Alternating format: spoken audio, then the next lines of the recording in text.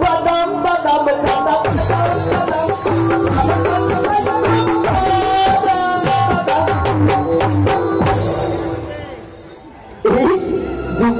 ছোট ছোট বাচ্চারা বাগানের গান জানে, আর তুমি কিনা বলো কি নাম কোনো গান টান জানি নাকি?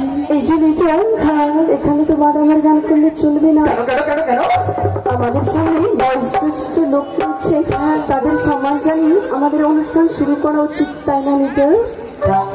এই যে দিদিমণি, বলো। তুমি কিন্তু যথার্থ সত্য কথাই বলেছো। হ্যাঁ গো, আমাদের সামনে সম্মানীয় ব্যক্তিরা রয়েছে, তাছাড়া আমাদের পিতামাতাদের মতো গুরুজন ব্যক্তিরা রয়েছে, তাই না?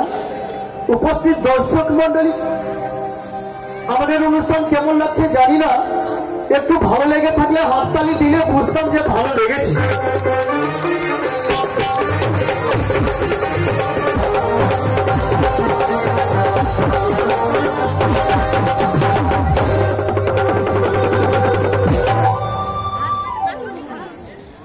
এই যে আপনারা হাততালি দিলেন, উপকার পেয়েছে যারা, এই যে হাততালি দিলেন উপকার পেয়েছে পেয়েছে কিন্তু বুঝতে পারেননি প্রথম কি উপকার জানে? প্রথম উপকার কি?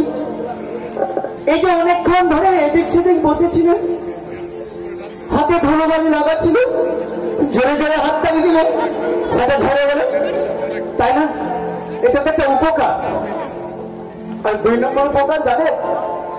এই যে শীতের রাত, কত ঠান্ডা, হাতে পায়ে কত হাতের তালু কনকন করছে, জোরে জোরে হাততালি দিতে থাকবেন, দেখবেন হাতের তালু গরম হতে থাকবে, তাতে শরীরও গরম হবে আর মনও খুব ভালো থাকবে, মনটাও খুব ভালো থাকবে, তাই না? এটা তো উপকার। আর 3 নম্বর উপকার জানেন? এরকম হাততালি দিতে থাকলে শিল্পী আমাদের মনোবলটা বাড়বে, আর যারা অনুষ্ঠান করাচ্ছেন ওনাদেরও মনোবলটা বাড়বে। এত রকমের উপকার।